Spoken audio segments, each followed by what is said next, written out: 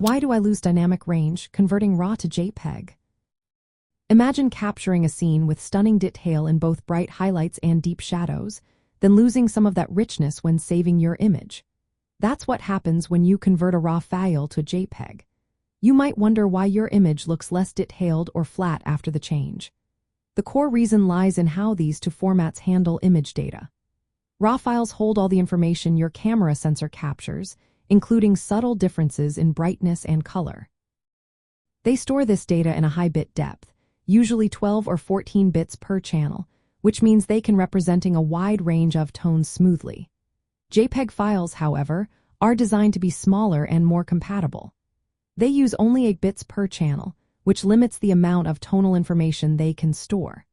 When you convert from RAW to JPEG, your software compresses and processes the image to fit into that smaller range. This process involves tone mapping, which compresses the wide dynamic range into a narrower one. Highlights that were once bright and detailed may become clipped, turning into pure white. Shadows might lose detail and turn into flat black areas. Color space conversion and gamma correction also play a role. They adjust the colors and brightness for standard displays but can reduce the tonal variations. Compression algorithms further discard some image data to make the file smaller, which can cause subtle tonal differences to be lost. Because JPEG is meant for quick sharing and storage, it sacrifices some of the original tonal information to keep the file size manageable. This is why you see a reduction in dynamic range. When you shoot in RAW, you preserve all the sensor data, giving you maximum flexibility in post-processing. You can adjust exposure, contrast, and tone without losing detail.